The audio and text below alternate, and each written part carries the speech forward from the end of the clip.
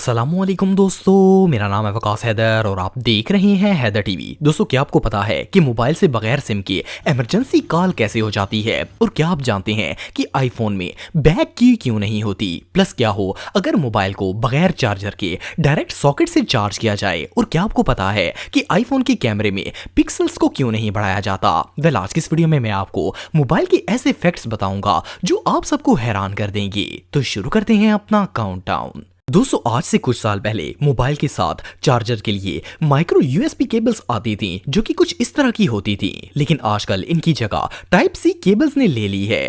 लेकिन क्या आपको पता है कि इन दोनों केबल्स में क्या फर्क है और अब माइक्रो यूएसबी की बजाय टाइप सी केबल्स क्यों यूज की जाती है? वेल, इन दोनों केबल्स में सबसे बड़ा डिफरेंस ये है कि माइक्रो यूएसबी केबल को सिर्फ एक ही साइड से यूज किया जा सकता है, लेकिन टाइप सी केबल को आप दोनों तरफ से यूज करके इजीली मोबाइल चार्ज कर सकते हैं। इसके अलावा ये केबल माइक्रो यूएसबी के मुकाबले काफी ज्यादा फास्ट होती है। ये मोबाइल भी जल्दी चार्ज करती है और अगर कहीं डाटा ट्रांसफर करना हो तो टाइप सी से जल्दी ट्रांसफर हो जाता है। दोस्तों, अगर मोबाइल फोन के ऑपरेटिंग सिस्टम की बात की जाए तो इस वक्त दुनिया में दो ही मेजर ऑपरेटिंग सिस्टम काम कर रहे हैं, जिनमें एक iOS और दूसरा एंड्रॉइड है। लेकिन क्या आप जानते हैं कि इन दोनों में कौन सा ऑपरेटिंग सिस्टम ज्यादा बेटर है? वेल, वैसे तो ये दोनों ही अपनी अपनी जगह पर बहुत ही अच्छे हैं, लेकिन अगर यूज के एतबार से देखा जाए तो एंड्रॉइड के फोन्स आईफोन के मुकाबले इजी टू यूज होते हैं।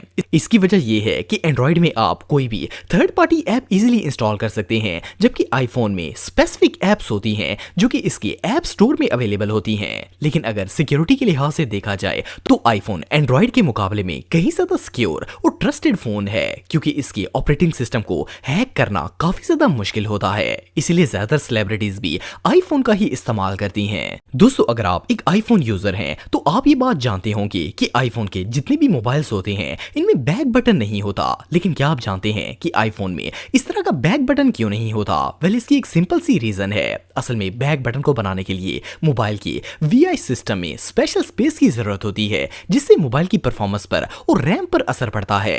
एक और वजह यह है कि आईफोन ने अपने मोबाइल्स को यूनिक बनाने के लिए इसमें बैक बटन शुरू से ही नहीं रखा ताकि ये बाकी मोबाइल से डिफरेंट लगे। दोस्तों, आप में से बहुत से लोग मोबाइल के इमरजेंसी कॉल फीचर के बारे में जानते होंगे। इसकी मदद से आप बगैर सिम के इमरजेंसी नंबर पर कॉल कर सकते हैं।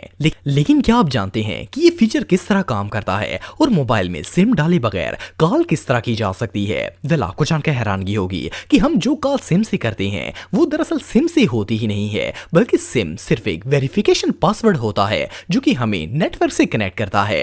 असल में हम जो कॉल कर रहे होते हैं वो मोबाइल से ही करते हैं और सिम कार्ड सर्विस से हम सिर्फ दूसरे नंबरों पर कॉल करने के लिए पासवर्ड लेते हैं, लेकिन इमरजेंसी नंबर पर कॉल करने के लिए हमें किसी पासवर्ड की जरूरत नहीं होती। इसलिए हम बगैर सिम के भी अपने मोबाइल से इमरजेंसी नंबर डायल करके इस पर कॉल कर सकते हैं। दोस्तों, हम में से बहुत से लोगों को लगता है कि मोबाइल का ज्यादा इस्तेमाल करने से आंखें खराब हो जाती हैं। इवन हमारे बड़े तो अक्सर ये कहते हैं कि नजर कमजोर और ग्लासेस लगने की असल वजह ही मोबाइल फोन होते हैं। लेकिन क्या आप जानते हैं कि ये बात कंप्लीटली रॉन्ग है? साइंटिस्ट के मुताबिक मोबाइल यूज करने का हमारी आंखों से दूर दूर तक कोई ताल्लुक नहीं है। अगर कोई शख्स ज्यादा देर तक मोबाइल यूज करता है तो इससे सिर्फ इसकी आंखों के टिश्यूज पर तनाव पड़ता है, जिससे आंखों में दर्द होना स्टार्ट हो जाता है। लेकिन जैसे ही मोबाइल यूज करना छोड़ दिया जाए तो ये दर्द खुद ब खुद खत्म हो जाएगा। लेकिन रात के वक्त ज्यादा मोबाइल यूज करने से इसकी ब्लू लाइट से हमारे ब्रेन पर असर पड़ सकता है, लेकिन बहरहाल इससे आंखें कमजोर नहीं होती। दोस्तों, आजकल जितने भी मोबाइल या टैबलेट्स बनाए जाते हैं इनमें कैलकुलेटर जरूर होता है, लेकिन आईपैड दुनिया की वो वाहिद डिवाइस है जिसमें कैलकुलेटर नहीं होता।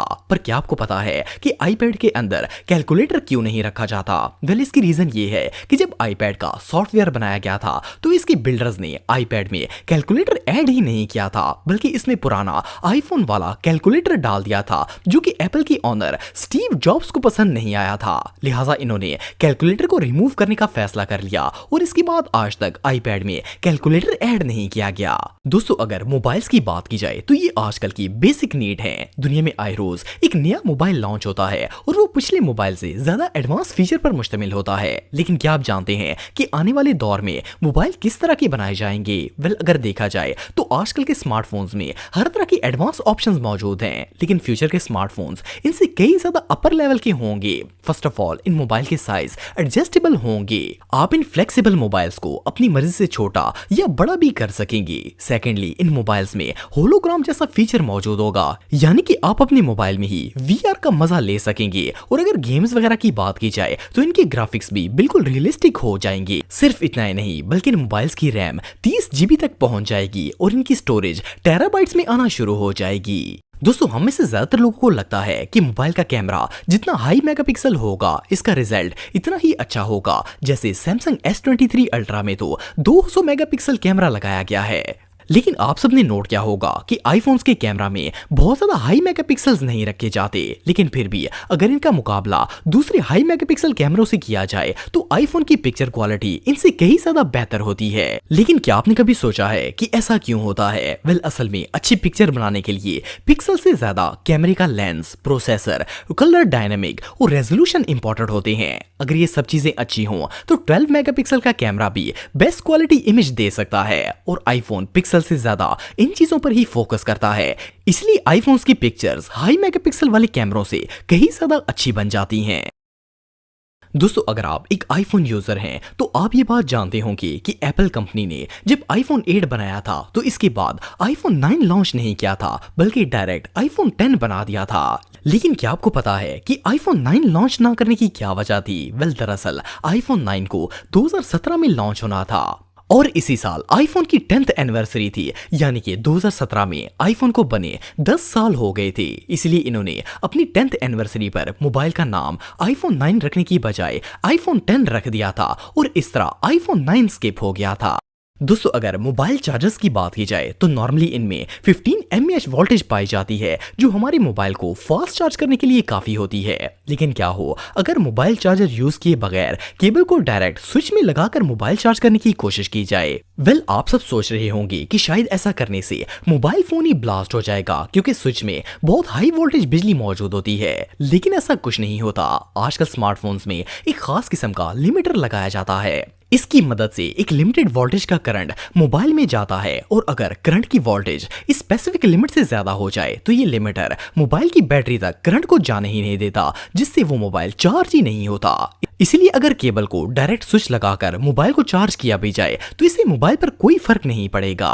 दोस्तों, अगर मोबाइल के कीबोर्ड की बात की जाए तो मोबाइल का कीबोर्ड हमेशा कंप्यूटर के कीबोर्ड की तरह होता है। इसे क्यूब्रेटिक कीबोर्ड कहते हैं। लेकिन क्या आपने कभी सोचा है कि मोबाइल का कीबोर्ड ABC फॉर्म की बजाय क्यूब्रेटिक फॉर्म में क्यों होता है? असल में क्यूब्रेटिक कीबोर्ड में F और J लेटर्स के आसपास वो सारे अल्फाबेट्स मौजूद होते हैं जिन्हें हम मोस्टली इस्तेमाल करते हैं। इसका फायदा ये होता है कि टाइपिंग करने में आसानी हो जाती है, और ABCD फॉर्मेट के मुकाबले में इस कीबोर्ड से फास्ट टाइपिंग हो जाती है।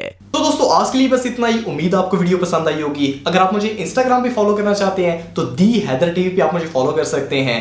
मिलता हूं आपसे नेक्स्ट वीडियो में, तब तक के लिए अल्लाह हाफिज।